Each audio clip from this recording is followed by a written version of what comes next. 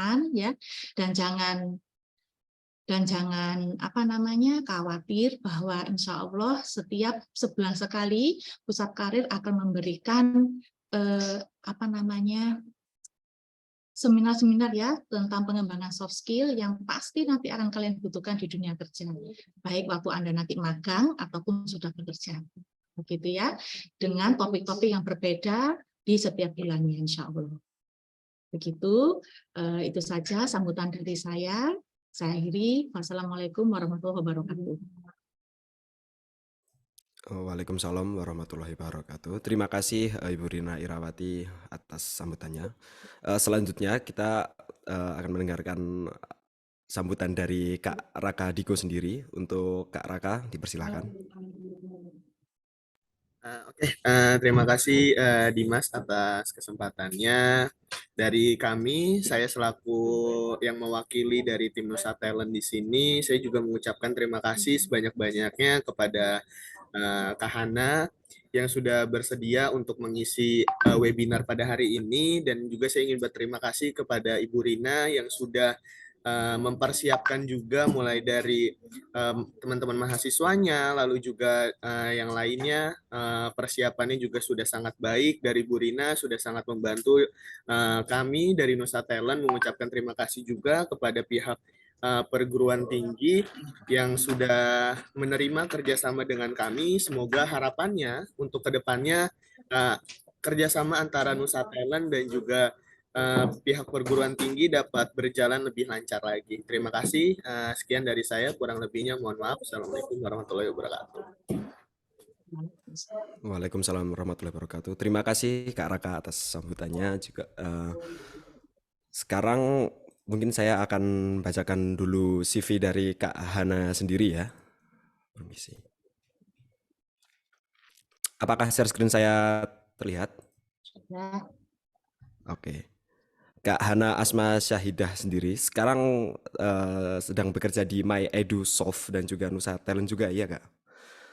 Dan berpengalaman juga di Rumah Siap Kerja sebagai Associate Career Coach. Telah bekerja juga di Career Care Indonesia sebagai Head of Program, di RSU Bunda Margonda sebagai Recruitment and Training Staff, dan juga di Tibis Sinergi sebagai Assistant Psikolog. Kak Hana sendiri telah menempuh pendidikan di Universitas Mercu Buana pada tahun 2014-2018 dan mendapatkan sarjana psikologi, dan sekarang telah menempuh S2 di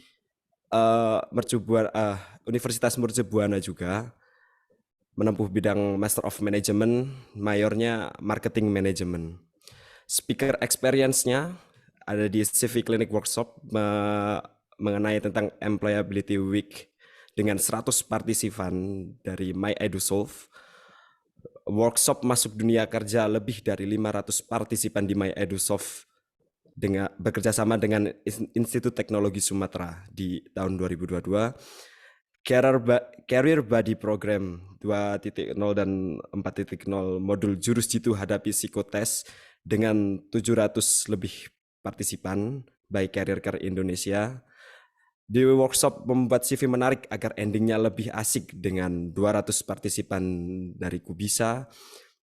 Workshop how to create an ATS friendly CV dengan partisipan lebih dari 100 di Career Care Indonesia. Workshop Be Professional in Your Work, Life and Study to Achieve Balance dengan 40 partisipan di Pacman. Workshop Career and CV Preparation dengan 100 lebih partisipan di Wall Street DevOps tahun 2021. Workshop Jurus Jitu menaklukkan HRD di sesi interview dengan lebih dari 160 partisipan baik Kubisa. Workshop of kelas pembuatan CV lebih dari 600 partisipan baik Commerce Jobs Google tahun 2021. Dan workshop of kreativitas sama dengan produktivitas lebih dari 550 partisipan oleh Kubisa. Skill yang diperoleh oleh Kak Hana sendiri adalah Administration of Psychological Test, Microsoft Office, Career Coaching, public speaking, event organizer, social media marketing, candidate and sourcing screening, dan job analysis. Untuk Kak Hana sendiri tertarik di bidang people development, event planning, digital marketing, training and development, and career coaching. Untuk portofolionya bisa dilihat di Bitly nantinya. Oke, itu untuk CV dari Kak Hana sendiri. Nah, untuk sekarang kita akan masuk ke inti materi yang akan langsung disampaikan oleh Kak Hana. Untuk Kak Hana, dipersilahkan. Oke, baik. Terima kasih Mas Dimas atas perkenalannya. Banyak banget ya berarti disampaikan, sebenarnya nggak segitu kok teman-teman. Aku di sini mau sharing sama teman-teman untuk materi public speaking. Nah, kalau tadi kan memang ada beberapa pengalaman speaker experience, nanti aku akan cerita dari awal perjalanan aku mau menjadi atau aku mau mencoba nih tantangan baru menjadi speaker, yang tadinya Hana yang orangnya deg-degan, bahkan kalau mau tampil di depan kamera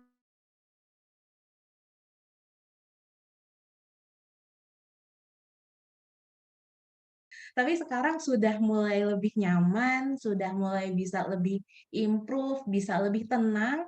Nanti aku akan kasih tips-tipsnya buat teman-teman di sini. Dan terima kasih untuk tim dari Nusa Talent sudah mengundang saya di webinar hari ini. Terima kasih juga untuk Ibu Ira dan Dimas dan tim dari STIE Malang Kucai Suara yang sudah mengundang saya juga untuk webinar di pagi hari ini. Saya buka untuk webinarnya ya. Izinkan saya untuk share screen. Oke, baik.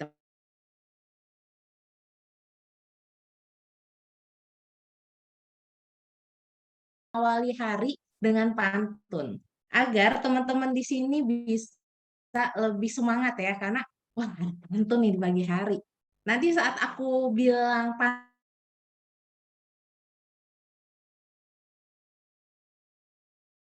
nah kayak gitu. Oke? Oke. Pantunnya adalah pergi ke Dufan.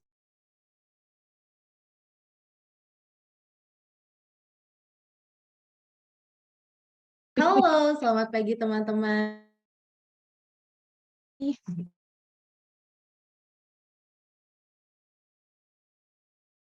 Oke, nah tadi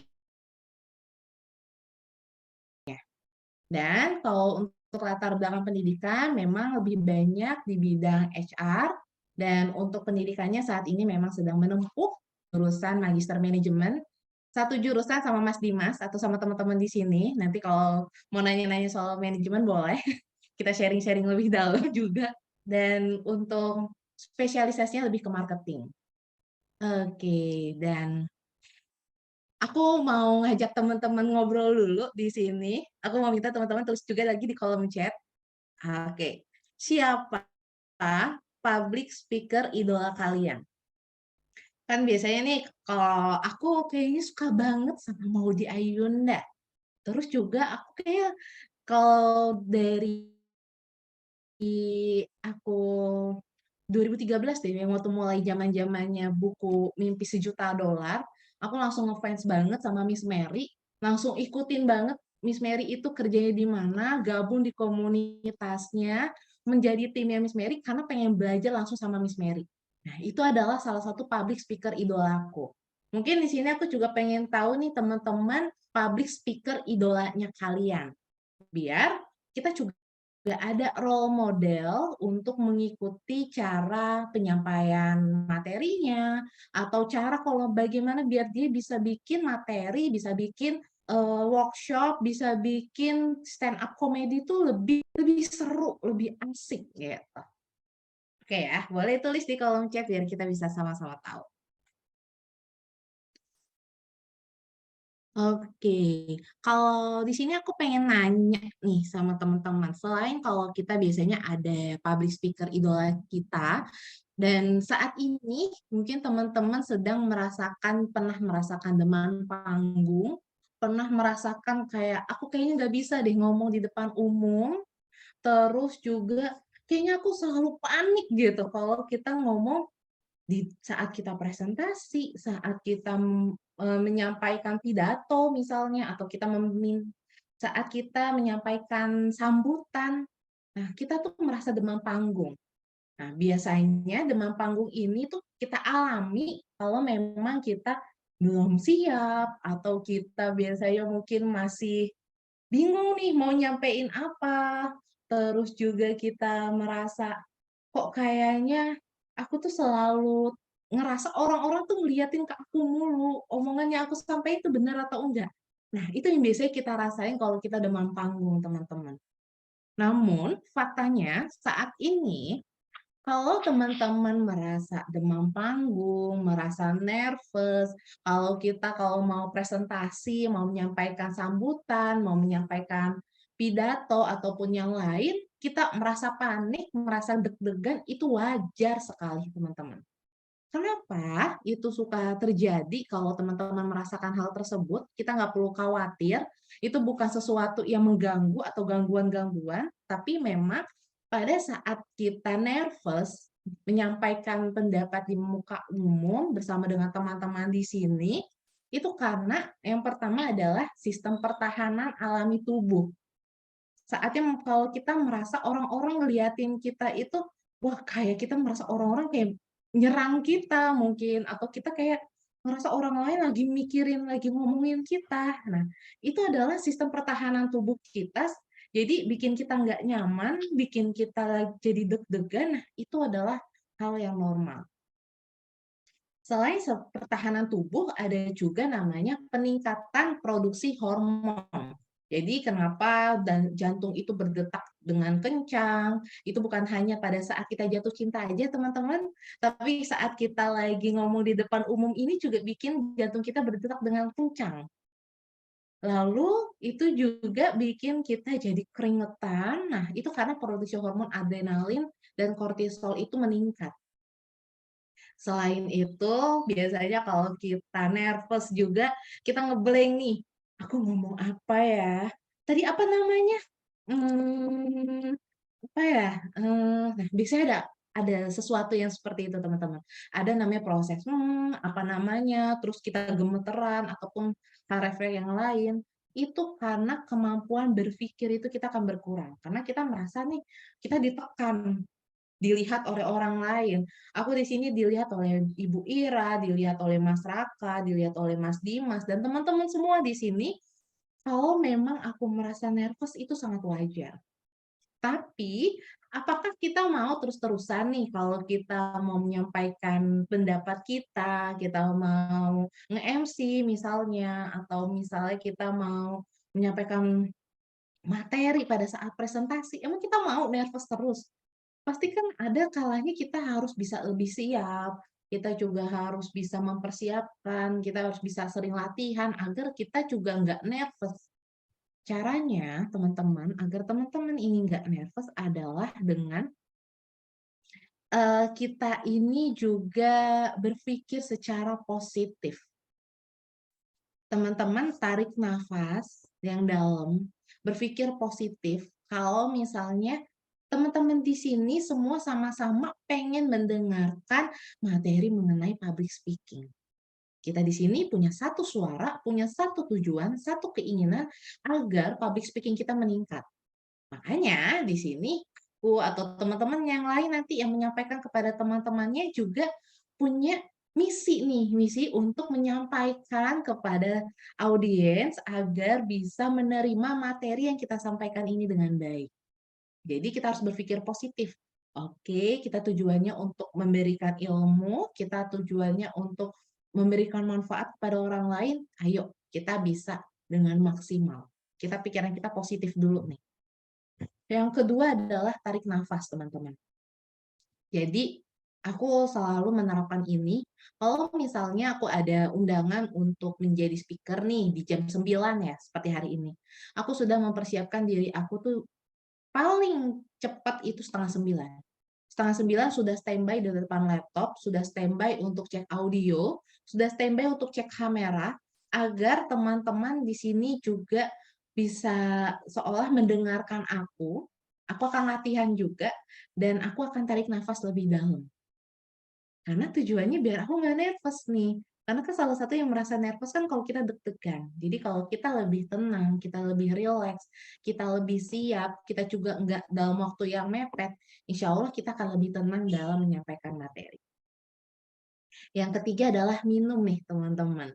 Biasanya kita merasa, oh kalau kita menyampaikan materi selama 1 jam, selama 2 jam, misalnya dikasih waktunya, kita nggak perlu namanya minum. Kita harus bisa namanya menyampaikan ya tanpa minum, tanpa jeda. Sebenarnya boleh kok. Kita ambil jeda sekitar 5 detik atau 10 detik untuk kita minum sebentar sambil misalnya tadi, aku minta teman-teman tulis di kolom chat. Nah, itulah hal-hal yang seperti itu kita bisa minum kok teman-teman. Atau kalau itu pada saat materi, misalnya kita juga sebelum materi kita bisa minum. Misalnya kita menyiapkan 1 gelas, kalau saya menyiapkan gelas nih, ini sudah disiapkan. Untuk kalau saya lagi nervous, kita juga lebih prepare. Nah, gelas sudah sediakan di depan, biar lebih rileks nih. Selanjutnya saya juga berdoa. Berdoa kepada Tuhan, berdoa kita minta doa sama orang tua, terus juga misalnya sama rekan kerja, sama pasangan, misalnya teman-teman. Teman-teman minta doanya semoga hari ini bisa lebih tenang, semoga hari ini bisa lebih rileks, bisa menyampaikan materinya dengan baik, dan kita minta semangat nih. Karena biasanya kalau orang-orang tersayang, dari rekan kerja misalnya, orang tua, teman-teman, ataupun pasangan juga, kalau memberikan semangat kepada kita, itu kita juga jadi lebih, oh lebih semangat nih, karena kita udah diberikan support oleh orang-orang sekitar kita. Dan yang terakhir adalah fake it until you make it. Kita harus coba, yuk berusaha. Insya Allah kalau kita berusaha dengan maksimal, itu hasilnya pun akan maksimal juga nih teman-teman. Jadi nggak perlu khawatir kalau kita deg-degan, kalau kita nervous, tapi bagaimana dari nervous kita tadi, dari hal-hal yang bikin kita deg-degan itu adalah kita bisa lebih tenang agar kita bisa menenangkan diri dan bisa menyampaikan materi dengan baik. Nah, tadi kan kita sudah sedikit ya sharing bagaimana nih perasaan kalau demam panggung. Ya, itu adalah intro yang aku sampaikan kepada teman-teman. Tapi kalau sesuai materi hari ini, sebenarnya public speaking itu apa sih? Kita selalu bilang, oh kamu kemampuan public speaking-nya bagus, kita harus bisa public speaking. Nah, sebenarnya public speaking itu apa? Nah, public speaking ini merupakan kegiatan menyampaikan informasi di muka publik secara jelas, beralasan, dengan artikulasi yang baik, dan tersampaikan secara efektif. Ini menurut Lukas tahun 2015 ya teman-teman. Jadi nih, kalau kita punya kemampuan public speaking yang baik, kita juga ngomongnya jelas loh, artikulasinya jelas. A, I, U, E, O-nya jelas, terdengar dengan jelas. Kalau kita ngomongnya belibet, nah berarti kita harus latihan lagi nih public speaking-nya. Berarti ada artikulasi dalam kata yang kita sampaikan itu masih belum terdengar dengan jelas. Lalu alasannya atau materinya pun jelas nih. Tujuannya kita mau sharing mengenai public speaking. Ya berarti materi yang disampaikan itu tentang public speaking, bukan tentang CV atau interview. Seperti itu teman-teman. Jadi memang yang dikatakan public speaking karena kita punya informasi yang kita sampaikan kepada teman-teman sesuai dengan tema dan artikulasi yang jelas. Dan yang harus kita siapkan kalau ingin public speaking kita ini menarik, yang pertama kita tahu dulu nih audiensnya.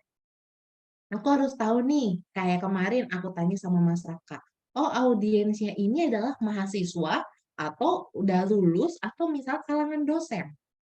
Ya kita cara berbicaranya pun harus disesuaikan. Kalau aku berbicara sama Mas Dimas, cara aku berbicara sama Ibu Ira misalnya. Karena kita menyampaikannya pun harus sesuai dengan target audiensnya.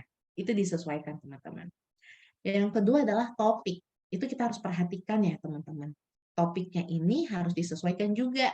Apakah topiknya nih mengenai public speaking ini sesuai nih dengan teman-teman yang masih mahasiswa, dan topiknya ini tepat nggak nih untuk teman-teman yang saat ini memang lagi mau mengasah kemampuan public speaking-nya.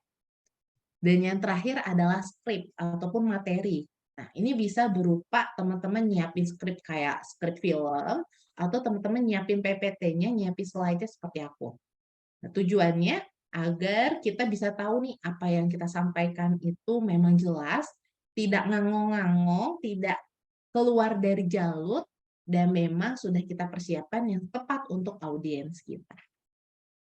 Jadi kalau teman-teman mau mengasah public speaking, siapkanlah 3 hal. Kita harus tahu audiensnya kita siapa, kita harus tahu topiknya yang tepat itu apa, dan kita harus mempersiapkan skripnya.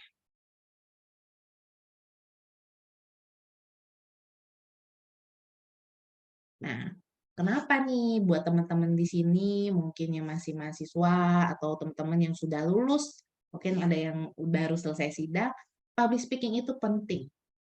Karena public speaking itu bisa meningkatkan karir kalian loh. Kalau nanti kalian bekerja atau mungkin di kehidupan sehari-hari saat ini, itu akan membantu. Kayak misalnya kalian akan diminta untuk presentasi di depan kelas. Lagi saat materi, biasanya dosen memberikan tugas untuk bikin materi mengenai A. Dan teman-teman biasanya akan presentasi, akan bikin makalahnya, dan nanti akan ada proses tanya jawab. Nah, kalau teman-teman punya public speaking yang baik, insya Allah kemampuan presentasinya pun baik, teman-teman. Lalu, kalau nanti teman-teman sudah bekerja, kemampuan presentasi ini, public speaking ini akan membantu teman-teman saat nanti memimpin rapat, terus juga kita presentasi depan klien. Nah, jadi kalau kita presentasinya bagus, kita memimpin rapatnya dengan bagus, audiensnya pun nanti akan tertarik untuk join atau bekerja sama dengan kita nih, teman-teman. Nah, yang kedua adalah dalam menyampaikan gagasan, ide, informasi, atau hal yang lainnya itu akan lebih percaya diri. Walaupun nih materi kita bagus, informasi yang kita mau sampaikan ini dibutuhkan banget oleh audiens, tapi kita nggak pede. Aku menutupi diri aku, misalnya seperti ini, aku juga off cam misalnya, aku juga kayak ngomongnya itu kayak banyak terus apa ya namanya, terus aku juga kayak kelihatannya nggak pede dengan apa yang aku sampaikan. Nah, itu juga membuat teman-teman jadi lebih nervous. Makanya teman-teman kalau punya public speaking yang bagus, itu teman-teman akan lebih pede, jadi enak banget nyampeinnya. Dan kemampuan public speaking ini juga akan memperluas networking loh teman-teman.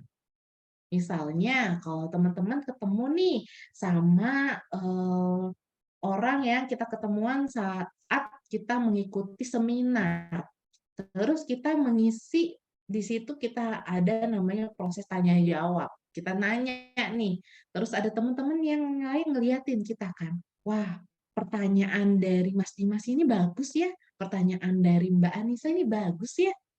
Kemampuan seperti itu loh teman-teman. Jadi nanti teman-teman akan tersorot nih oleh orang lain, akan diperhatikan, dan biasanya akan selesai seminar itu kalian akan ditemui nih oleh orang-orang yang tadi memperhatikan. Dan siapa tahu kan kita bisa memperluas networking, kita bisa kenalan, siapa tahu kita bisa bekerja sama di lain kesempatan loh teman-teman. Jadi dengan kalian mengasah kemampuan public speaking, ini pun akan mengembangkan karir kalian ke depannya dan akan membantu dalam kehidupan sehari-hari kalian.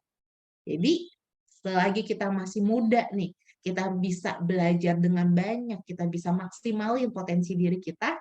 Salah satu skill yang dibutuhkan untuk teman-teman asah adalah kemampuan public speaking. Nah, teman-teman, ini adalah dalam public speaking atau dalam komunikasi ya sebenarnya, kita punya 3 pilar loh teman-teman. Biasanya orang-orang yang public speaking atau, oh kayaknya aku kalau ngomong tuh bingung kata-katanya. Sebenarnya kata-kata yang kita ucapkan itu hanya 7% saja loh teman-teman. Kata yang kita sampaikan itu elemennya hanya 7%.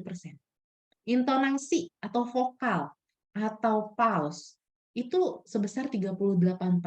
Cukup ya, cukup sedang lah, cukup oke lah. Kalau teman-teman tahu nih, oh kalau misalnya untuk opening kita harus lebih bersemangat lagi. Nah, teman-teman naikin intonasinya.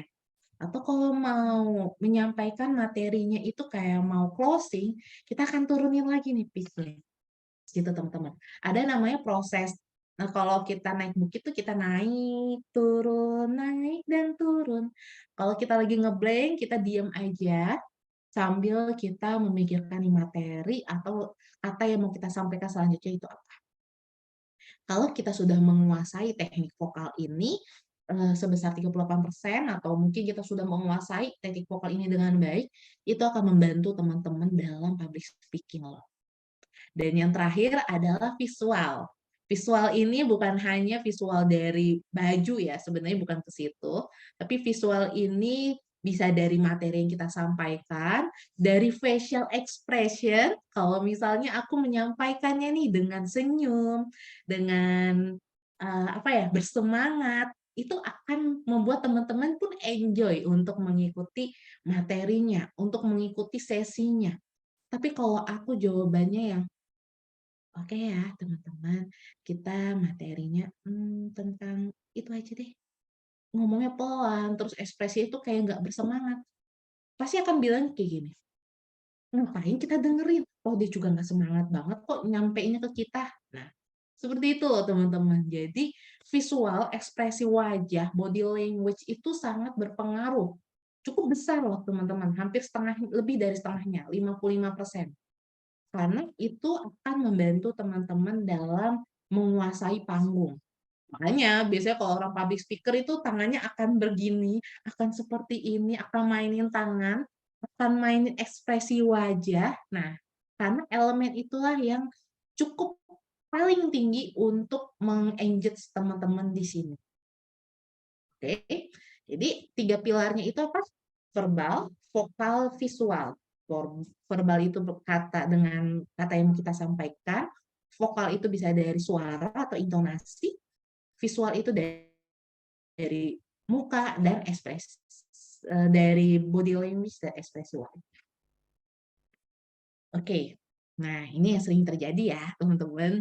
Kita selalu bilang, Kak, aku gugup banget nih ngomong di depan umum. Gimana sih cara latihannya? Tips and triknya gimana biar kita bisa lebih semangat lagi, biar kita bisa lebih siap lagi saat kita public speaking. Sebenarnya untuk public speaking ini bisa latihan loh teman-teman. Ini 9 behavioral skill ini bisa kita terapkan dalam kehidupan kita sehari-hari. Misalnya kalau kita mau presentasi atau kita mau meeting misalnya sama teman-teman organisasi, kita coba untuk menerapkan kemampuan ini. Nah, yang pertama adalah eye contact. Yang kedua adalah posture and movement, postur tubuh ya. Yang ketiga adalah gestur dan ekspresi wajah. Yang keempat adalah pakaian. Yang kelima adalah voice dan vokal. Yang keenam adalah language. Yang ketujuh adalah humor. Yang kedelapan adalah listener involvement. Dan yang terakhir adalah be yourself. Jadi 9 kemampuan ini bisa kita terapkan. Jadi next selanjutnya adalah kita akan bahas satu-satu ya teman-teman. Mengenai eye contact itu apa, bagaimana kita harus persiapkan. Nah, yang pertama nih teman-teman, kontak mata ya. Walaupun kita online nih, materinya, ikut webinarnya, aku mengusahakan aku menatapnya itu bukan menatap slide, tapi menatap kamera. Gitu, agar teman-teman merasa aku pun juga memperhatikan kalian. Oh, karena itu memperhatikan aku ya, karena natap aku ya, misal seperti itu. Kalau teman-teman di sini offline, yang seminar secara langsung atau presentasi secara langsung, teman-teman tatap audiensnya. Tatap mereka, misalnya dari yang paling ujung, paling depan, tengah, sebelah kanan, sebelah kiri, sebelah tengah. Teman-teman perhatikan itu semua. Agar mereka itu merasa nih, oh mereka itu memperhatikan kita akan ada hubungan emosional dengan audiens dan kita bisa lebih engage nih kalau kita menatap mata audiens. Yang kedua adalah postur. Jadi walaupun online nih, aku berusaha untuk duduk itu tegap. Kayak gitu. Enggak yang seperti ini, enggak yang gini. Jadi postur tubuh itu, gerakan itu akan mempengaruhi. Kalau kita posturnya itu tegak, kita siap, kitanya itu bisa rileks juga, mau gerakan ke kanan, gerakan ke kiri, itu akan lebih mudah dan alami. Enggak seperti patung yang gini, yang gini, ini. Ya, itu nanti kayak patung beneran loh teman-teman. Jadi kalau kita gerakannya, postur tubuhnya itu sudah siap ya untuk bergerak, itu akan jauh lebih alami dan akan membuat audiens itu merasa lebih dekat juga sama kita. Karena dari bahasa tubuhnya, misalnya dari tangan terbuka, itu akan memaknai kalau kita terbuka sama informasi yang kita berikan. Oh, kalau tangan yang tertutup misalnya itu materinya itu sudah cukup, misalnya seperti itu. Kalau kita tangannya ke atas, tangannya ke bawah, itu biasanya akan ada makna-maknanya. Dan memang itu akan lebih dipelajari secara mendalam ya teman-teman. Makna dari setiap gerakan saat kita public speaking. Nah, selanjutnya adalah gestur dan ekspresi wajah. Jadi, kita ekspresi wajah nih yang ceria, terus kita juga bisa memberikan energi yang positif, kita gesturnya juga yang sesuai dengan materi yang disampaikan. Jangan sampai materi tentang public speaking, kita gesturnya seperti orang yang mau menyampaikan materi tentang kreativitas. Biasanya kan kreativitas tuh orang-orangnya lebih gini-gini ya, tergantung dengan materinya. Tapi body language kita, kalau tadi elemennya ada 55%, itu akan menguasai materi kita. Nah, kita maksimalin di sini, maksimalin di gestur, maksimalin di ekspresi wajah. Kalau materinya itu bikin sedih, misalnya ya pasang ekspresi sedih. Kalau materi tersebut kita harus meminta untuk ekspresi wajah yang gembira, ya kita harus gembira. Ekspresi wajah itu akan mempengaruhi bagaimana penyampaian materi itu bisa diterima atau tidak. Selanjutnya adalah pakaian dan penampilan nih teman-teman. Jadi kita sesuaikan. Kalau misalnya mau sharing sama mahasiswa nih, ya biasanya mahasiswa tuh suka tuh style-stylenya itu smart casual aja.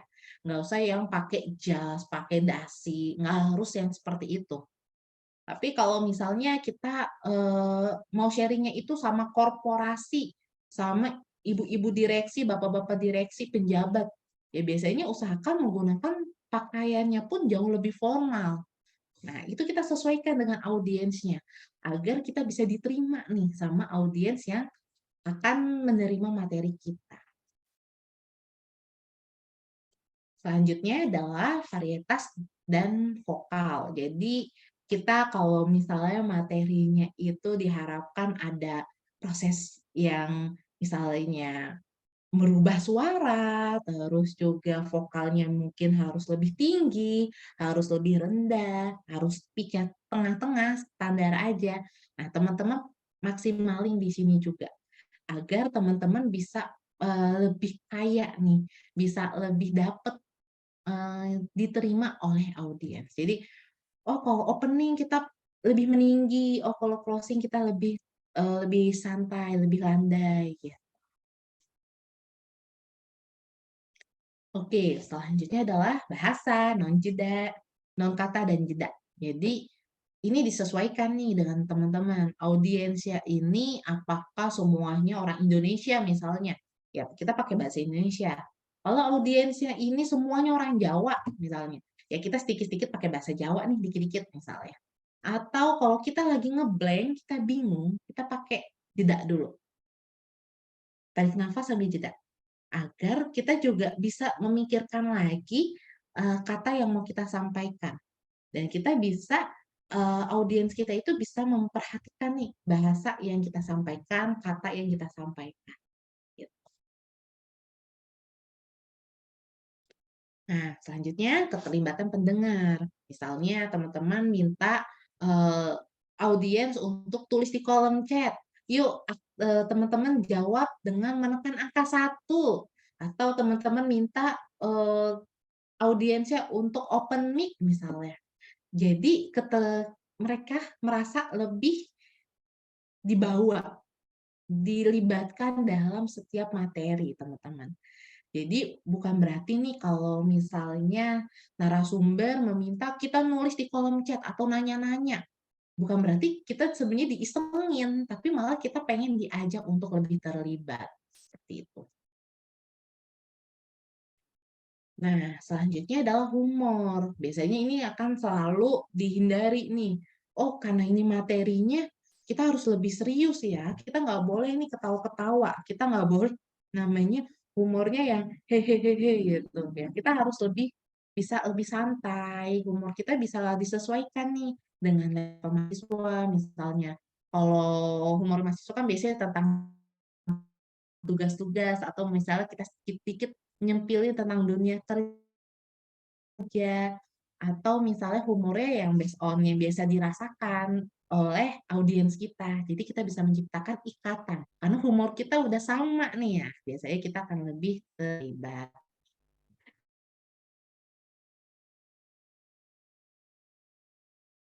Yang terakhir adalah delapan-delapannya itu ada yang sesuai dengan diri kalian, ada yang tidak. Teman-teman punya gaya sendiri, boleh. Jadilah diri sendiri, teman-teman. Kita jadi diri sendiri kita. Anggap kalau kita ngomong untuk teman-teman kita, orang sekitar kita, yang gimana kita bisa menunjukkan sisi diri kita yang biasanya. Sisi Kahana ini kayak seperti apa sih? Nah, itu adalah be yourself, teman-teman. Jadi maksimalin potensi diri kita, menjadikan ciri khas kita ini lebih dikenal oleh audiens. Oke, teman-teman, sekian untuk materinya. Semoga bermanfaat dan aku kembalikan lagi ke Dimas. Silakan. Baik, terima kasih banyak Kak Hana. Materinya sangat-sangat bermanfaat banget ya untuk kita menambah wawasan mengenai public speaking dan cara kita ngomong dengan orang. Untuk teman-teman ada yang mau bertanya atau tidak? Kalau mau bertanya silahkan raise hand.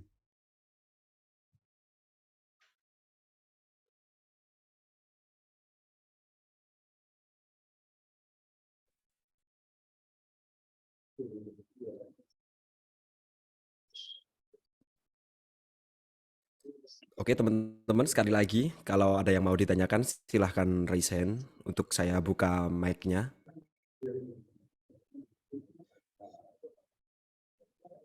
Saya nanya dulu ya. Oke, boleh Ibu Rina silakan. Sama menunggu pertanyaan dari anak-anakku yang tersayang. Mohon aktif ya untuk kali ini karena topiknya luar biasa. Pengalaman Mbak Hana sama persis seperti pengalaman saya dulu waktu jadi dosen tahun 97. Udah termasuk senior banget ya di sini. Itu saya masih barusan lulus, baru setahun lulus, kemudian ditampil menjadi asisten dosen terlebih dahulu. Jadi di kelas itu ada 2 pengajar, 1 dosen utama, 1 asisten begitu. Sama seperti Mbak Hana yang tadi disampaikan di awal bahwa dulu waktu kuliah orangnya takut bicara, gugup gitu ya, pas di depan umum tuh nggak pede. Saya pun juga mengalami hal yang sama, apalagi langsung ditembak menjadi pengajar begitu ya. Setahun saya mengalami nervous yang belum bisa menguasai, maksudnya masih selalu muncul rasa nggak pede terutama ya, walaupun secara materi saya udah siap begitu. Dan itu saya alami setiap saya masuk kelas itu mesti mules dulu Mbak Hana. Mesti mules. Pertama, jadi gini, kalau dosen utama saya, dia nanti mengajarkan yang hitungan soal. Jadi untuk teori saya dulu yang suruh maju. Ayo Rina, kamu maju dulu, kasih teori, nanti kalau soal saya yang masuk begitu. Yaitu, di menit pertama, saya mesti ke belakang. Duduk, diem di toilet itu padahal nggak ngapa-ngapain. Karena apa? Mules. Ternyata itu adalah salah satu cara atau reaksi body ya kalau kita mengalami kecemasan gitu ya. Tetapi saat itu saya cuma gini aja, sampai kapan saya seperti ini? Padahal ini pekerjaan utama saya, kecuali kalau ini adalah sebagai pembicara di event yang monumental ya, yang maksudnya insidentil begitu. Nah, tapi ini saya tiap hari harus hadapi anak-anak ini. Mau nggak mau harus bisa saya lawan, begitu ya. Jadi memang selain dari trik-trik dari Mbak Hana tadi yang mau macam-macam begitu, ada yang tadi apa tuh namanya menyediakan minum, berdoa dan sebagainya memang ya. Tapi salah satu faktor lagi yang saya rasa adalah fight dari diri kita sendiri, bahwa aku harus bisa menaklukkan begitu. Kalau dulu pesan dari ibu saya almarhum, Ibu saya dulu seorang guru. Ya. Dia hanya bilang gini, Rina, supaya kamu tuh nggak nervous, waktu kamu lihat mahasiswa, ya, audiens, lihatan pojoknya rambut. Jadi jangan di mata, karena kita pasti akan tertuju pada mata yang ke kita ya. Jadi itu salah satu trik aja sih yang dari ibu saya, dari tradisional ya, karena beliau juga dulu pengajar gitu, walaupun pengajaran anak kecil. Sejak itu Mbak Hana saya lakukan di awal waktu menghadapi nervous begitu. Tapi dengan berjalannya waktu, makin lama ya mau nggak mau ya, karena makanan tiap hari menghadapi kelas yang segitu banyak anak, ya lama-lama terasa juga. Jadi memang apa ya, public speaking itu harus dilatih memang ya. Dan pasti kalau anak-anak yang sekarang ini masih mahasiswa ataupun barusan fresh graduate karena jam terbang belum tinggi, otomatis pasti akan mengalami nervous. Cuma itu semua bisa diatasi. Gitu, ini sharing pengalaman aja dari saya Mbak Hani. Sama kok kita nasibnya dulu. Baik, Ibu Ira, terima kasih banyak Bu udah sharing juga nih kepada kita semua ya pengalaman Bu Ira pertama kali untuk ngajar. Ternyata memang Ibu Ira juga udah confirm nih kepada teman-teman kalau nervous itu wajar sekali ya Bu kalau kita rasakan. Biasanya di awal-awal kita mau mencoba public speaking kita mau coba sharing-sharing kepada teman-teman, itu wajar kalau kita merasakan hal tersebut. Tapi tadi kalau kata Ibu Ira kuncinya adalah mau sampai kapan kita terus-terusan seperti ini? Apakah kita mau terus-terusan mengajar dalam kondisi gugup atau kita pengen mengajar sharing dalam keadaan yang lebih santai? Nah, itulah waktunya teman-teman untuk coba yuk kita belajar public speaking kita coba latih public speaking kita agar kita bisa lebih siap saat nanti kita diminta untuk sharing atau untuk presentasi. Ya, Terima kasih Bu sharingnya. Oke, sama-sama. terima kasih Bu Rina sharingnya, terima kasih Kak Hana juga jawabannya. Eh, Teman-teman sekali lagi ada yang mau bertanya, kalau ada yang mau ditanyakan silahkan raise hand.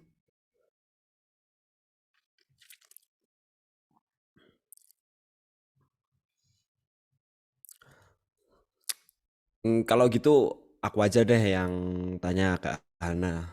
Eh, Sebelumnya gini, aduh, kan Kak Hana sendiri kan sekarang menjadi konsultan karir ya.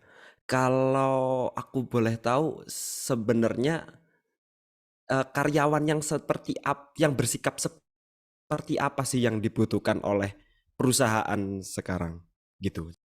Berarti kalau tadi Dimas pertanyaannya bersikap seperti apa, berarti lebih sebenarnya soft skill yang dibutuhkan untuk kita itu apa aja sih ya Dimas ya? Iya, betul. Hmm. Kan itu juga menyangkut sama public speaking juga. Oke, teman-teman. Terima kasih Dimas atas pertanyaannya. Jadi nih teman-teman, aku kasih fun fact ya untuk teman-teman di sini. Kalau sebenarnya kemampuan yang paling dibutuhkan untuk yang pertama itu soft skill yang dibutuhkan adalah komunikasi untuk dunia kerja ya.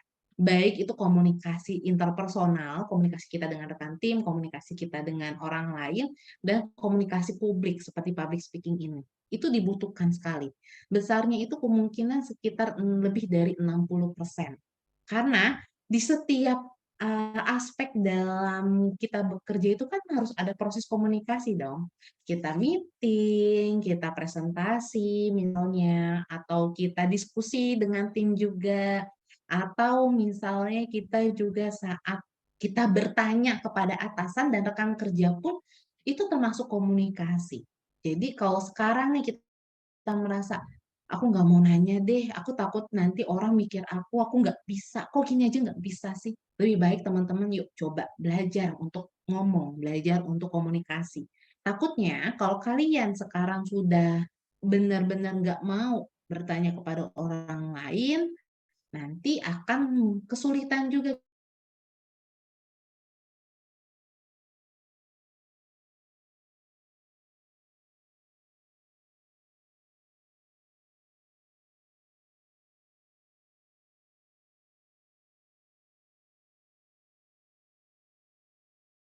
lingkungan kerja atau nanti saat kita berkarir, biasanya akan ada nih masalah-masalah ya, masalah-masalah yang kita alami.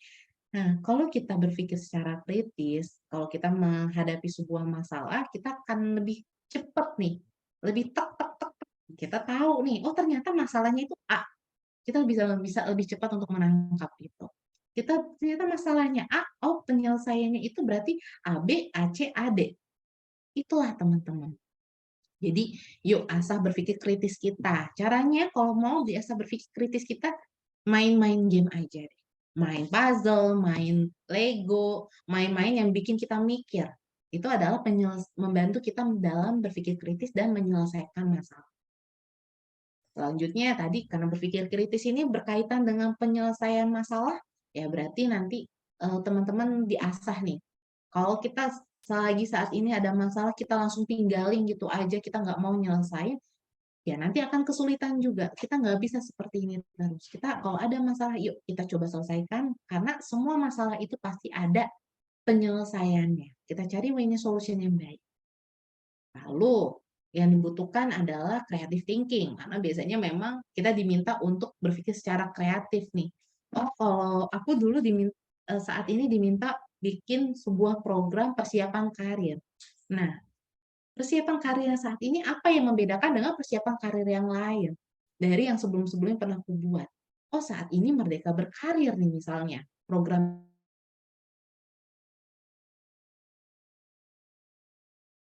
itu B. Ya, berarti ada perbedaan nih. Ada namanya proses inovasi baru, kreativitas baru yang ini akan membantu teman-teman dalam bekerja nanti. Dan sebenarnya banyak sekali kemampuan-kemampuan yang kita asah kalau teman-teman maksimalin masa kuliahnya, seperti ikut organisasi, ikut magang, dan aktif misalnya kalau kita ada kepanitiaan, skill tersebut akan terasah. Karena skill-skill tersebut yang biasa kita temui dalam kehidupan sehari-hari sih. Itu Dimas. Oke Kak, terima kasih banyak, ini sangat-sangat menjawab banget. Karena aku sendiri sekarang juga lagi butuh untuk ngelatih berpikir kreatif dan public speaking itu tadi, supaya bisa menjelaskan materi yang mau saya bawakan ke teman-teman, atau kalau enggak waktu manggung kan juga ini ya musisi, jadi harus bisa berinteraksi sama orang juga. Iya kayak gitu. Oke teman-teman, ada yang mau ditanyakan? Silahkan raise hand. Kak Hana, mungkin aku pengen nanya juga nih sama Kak Hana. Jadi kan Kak Hana ini sering sebagai seorang komunikator, ya kan? Tentunya pasti Kak Hana pernah menghadapi di situasi di mana komunikan dari audiensnya atau dari orang lawan bicaranya itu mereka tidak banyak mungkin dari sifatnya ya yang lebih ke zaman sekarang tuh sebutannya orang-orang introvert. Jadi mereka lebih sedikit berbicara. Nah, bagaimana Kak Hana untuk menghadapi situasi tersebut? Bagaimana Kak Hana untuk nge-handle situasinya tuh kayak gimana Kak Hana? Kayak gitu sih pertanyaan dari aku. Oke, makasih Mas Raka atas pertanyaannya. Nah, gimana nih teman-teman kalau kita lagi konsultasi misalnya, kalau sesi one on one, biasanya kita akan lebih intens ya ngobrol ya secara personal. Kalau misalnya dia orang introvert itu gimana kita mengajak ngomongnya? Satu lagi kita harus pasang sudut pandang ini.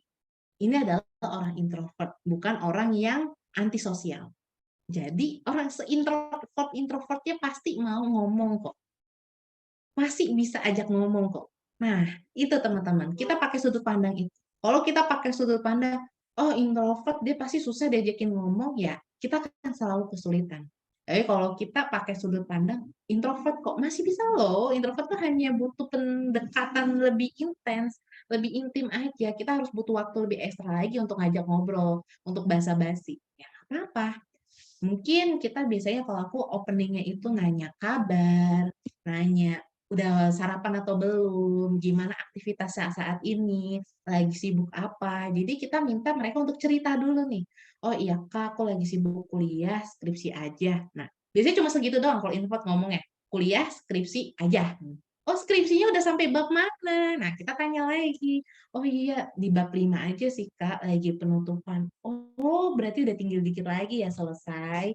Targetnya untuk sidang kapan? Nah, kita tanya-tanya aja kayak gitu. Jadi, dia rasa, oh ternyata dari lawan bicara kita ini memang tertarik nih sama kehidupan kita, pengen tahu nih, pengen ngajak, pengen deket sama kita. Biasanya nanti yang tadinya ngejawabnya itu seadanya, seperlunya, jadi lebih banyak. Ya, mungkin nanti dia cerita, oh ya Kak, target aku sih di akhir Juni ini aku bisa sidang, tapi aku ada kesulitan nih Kak. Nah, yang tadinya ngomong seperlunya jadi agak lebih banyak nih. Nah, berarti kan itu kita udah sedikit membuka jalinan untuk kita lebih dekat sama dia. Saat kita sudah dekat, nanti mungkin kita akan ngobrolnya masalah topik yang dibutuhkan. Misalnya mereka nanyanya itu seputar CV, seputar interview, atau seputar persiapan kerja, atau seputar gimana biar nggak nervous saat sidang, misalnya seperti itu ya. Itu jauh lebih lebih santai, lebih enak, lebih nyaman karena mereka sudah nyaman ngobrol sama kita. Kuncinya di situ Mas Raka. Kuncinya kita coba bangun komunikasi itu dengan nyaman, karena seintrovert-introvertnya pun itu pasti akan mau diajak bicara. Oke, terima kasih banyak Kak Hana. Ini Kak ada pertanyaan dari kolom chat. Eh, Hai Kak Hana, mau tanya dong, apa tips dan triknya kalau pas di tengah-tengah public speaking kita ngeblank? Thank you Kak. Itu. Oke, terima kasih Rika atas pertanyaannya. Ini sering banget aku rasakan dulu.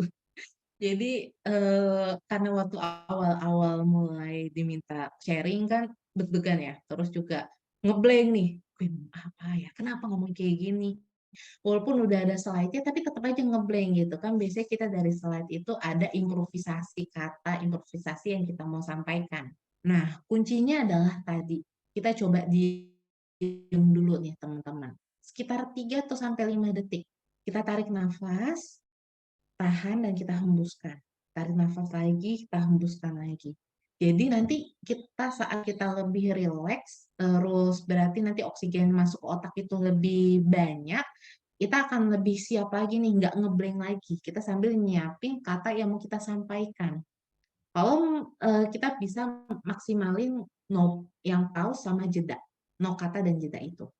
Kalau teman-teman kayak presiden kita nih, Pak Jokowi. Awal-awal mungkin karena beliau itu juga ada sedikit ngeblanknya, pasti akan ada jeda dulu dalam penyampaian kata. Kalau kalian baru nanti disambung lagi kata-kata yang baru. Itu jauh lebih baik daripada kita ngomongnya itu ngalor ngidul. Apa ya? Apa sih tadi ngomong apa? Apa itu namanya? Keluar kata-kata seperti itu jauh lebih public speaking. Jadi kalau kita ngeblank, lebih baik kita diam sejenak, kita hembuskan nafas, kita tarik nafas. Kalau memang kita sambil online, kita mau sambil minum juga itu tidak apa-apa. Sambil kita memikirkan nih, oh selanjutnya yuk teman-teman yuk tulis di kolom chat aja ya. Mana public speaker idola kalian. Kita pakai ice breaking aja sejenak, nanti sambil membangkitkan untuk materi selanjutnya. Situ. Apakah menjawab, Reika? Mungkin Kak Rika bisa ini on mic juga.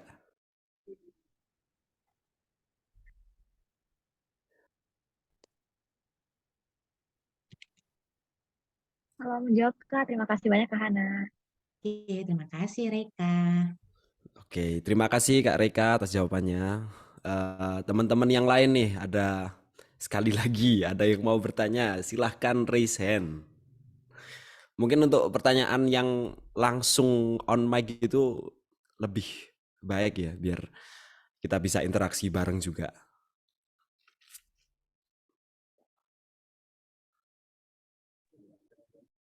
Saya menanggapi untuk public speaking ini ya karena mungkin saat ini generasi milenial itu lebih berani kok untuk speak up. Saya rasa ya, jadi Beda mas angkatan kita dulu, zaman dulu kalau di angkatan saya waktu kuliah itu yang namanya bicara di depan publik itu memang perlu persiapan luar biasa dan memang kultur ya, culture people orang dulu sama sekarang itu beda. Dulu tuh kalau mau ke rumah dosen itu takutnya setengah mati. Kalau mau menghadap dosen, waduh namanya hati tuh dipersiapkan banget ya. Tapi mungkin saat ini dengan bergesernya zaman, dengan berubahnya generasi dulu dibandingkan sekarang, mungkin saat ini anak-anak itu lebih terbuka. Jadi kalau saya lihat di dalam kelas saya ya beberapa tahun terakhir ini, mahasiswa-mahasiswa Gen Z, generasi Z, generasi milenial itu mereka lebih lebih bisa mengungkapkan atau bisa menyampaikan apa yang dia pikirkan. Dari presentasi, dari diskusi itu anak-anak zaman sekarang tuh kalau saya bilang sih lebih terbuka begitu ya, walaupun mungkin masih perlu ditata dalam hal tata keramanya, apa sih ketentuan atau ada istilahnya batasan etika dalam kita bicara di depan publik itu kan juga berbeda. Karena yang kita hadapi adalah audiens secara luas ya. Audiens itu kan juga terbagi, ada audiens yang usianya sekian, ada audiens yang lebih serius, ada audiens yang ada profesi tertentu. Nah, itu memang perlu ada rambu-rambu yang diperhatikan dalam public speaking begitu. Tapi ya makanya anak-anak itu saya rasa untuk anak saya sekarang itu lebih mudah untuk mengungkapkan segala sesuatu, tapi memang perlu dipoles etikanya. Kata rambu-rambunya itu seperti itu. Monggo, mungkin ada yang lain, anak-anakku, ada yang ditanyakan. Ini mumpung expertnya nih yang lagi bicara nih. Ayo teman-teman, Yuk silakan teman-teman, bertanya. mungkin masih banyak hal yang perlu ditanyakan. Pengalaman kalian bagaimana selama kuliah atau bagaimana? Monggo.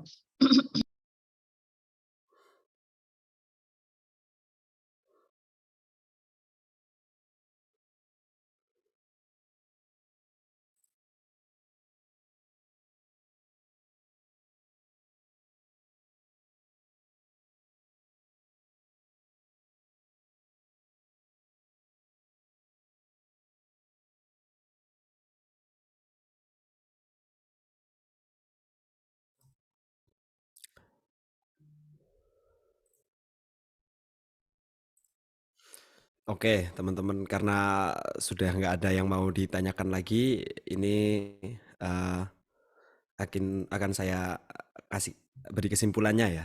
Jadi dalam mengasah kemampuan public speaking, ingatlah bahwa setiap kesempatan berbicara di depan umum itu adalah peluang untuk tumbuh dan belajar.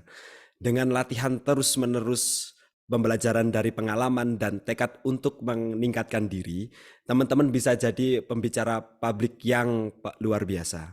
Jangan takut untuk mengambil risiko, percaya diri sendiri, dan terus mengasah keterampilan.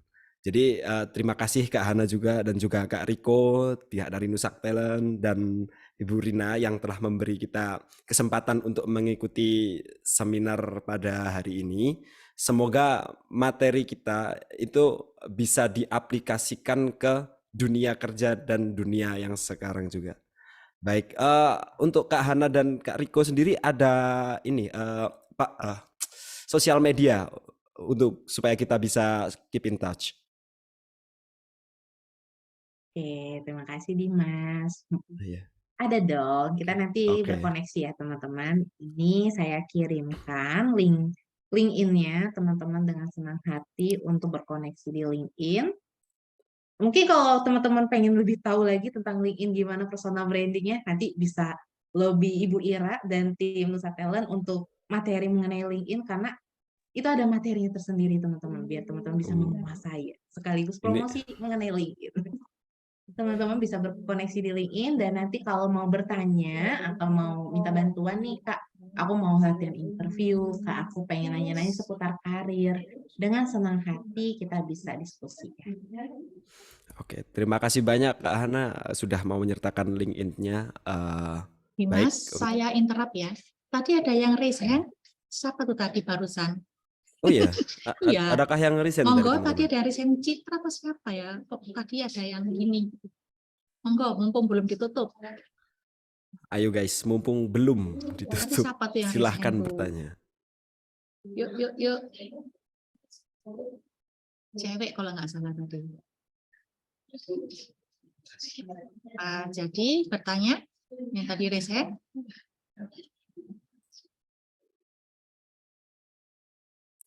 Halo. Ini aku malu-malu kucing anak-anak ini biasanya Lagi. tuh lo barber tanya kalau ada kayak begini nih. Iya. Wah. Nggak ada ya, nggak jadi nanya. Ini mungkin nggak jadi nanya, Ibu. Oh ya, bis. Oke. Ya sudah, kalau begitu terima kasih banyak sekali lagi ya Kak Hana. Oh, ini Aang Fian, Bu. Ternyata mau tanya. Oke. Mohon maaf ya Kak Hana. Ini pertanyaannya, halo Kak Hana, saya mau bertanya, semisal ada yang pertanyaannya di luar materi, gimana cara kakak menanggapinya? Gitu Kak. Oke, terima kasih.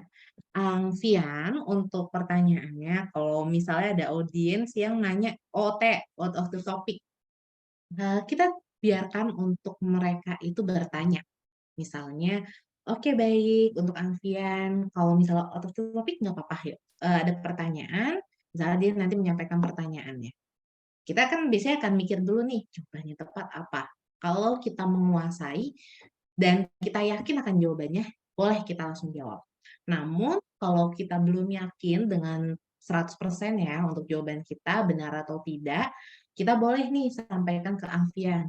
Oke, baik nih, karena tadi pertanyaan dari Alfian, di luar dari topik kita, saya izin untuk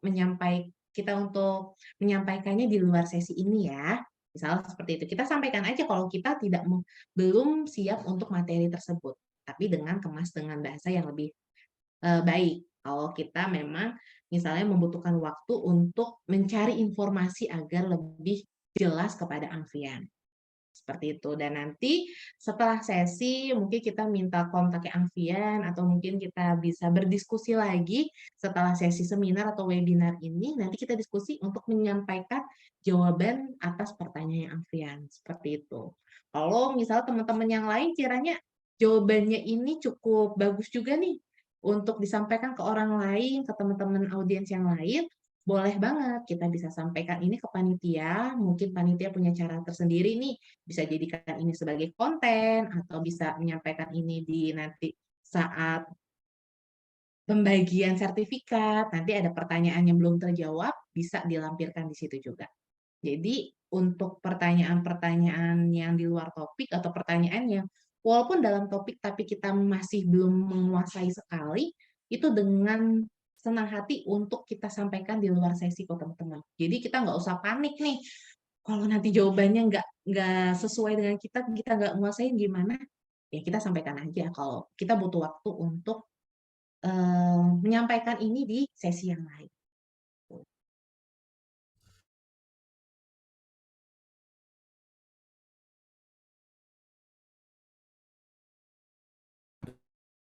Menjawab, terima kasih. Oke, teman-teman, sekali lagi, kalau ada yang mau ditanyakan, silahkan untuk raise hand. Atau boleh di kolom chat.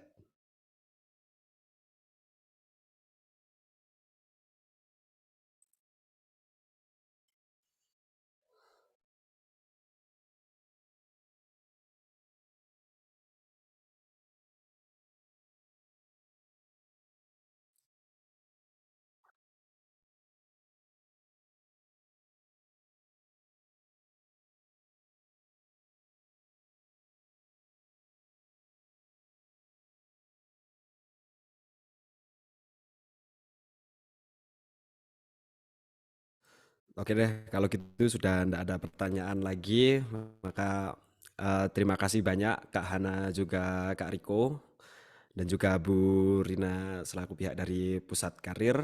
Maka pertemuan pada hari ini akan saya tutup. Terima kasih banyak semuanya.